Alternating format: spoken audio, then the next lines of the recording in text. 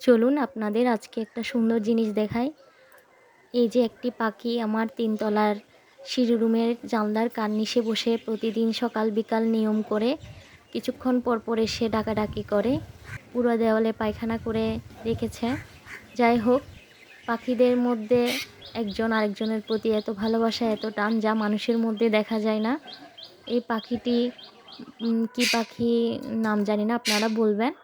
এই যে এটা আমি ছাদের সিঁড়ি রুমের ভিতর থেকে লুকিয়ে ভিডিওটা করেছি, দেখলেই পাখিটা উড়ে যাবে। পাখিটি প্রতিদিন খুব ডাকাডাকি করে এবং জানলার কাছে ঠোকর দেয়।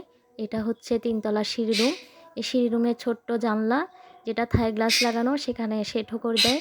আসলে সে মনে করে তার মতো একজন এখানে বন্দি আছে।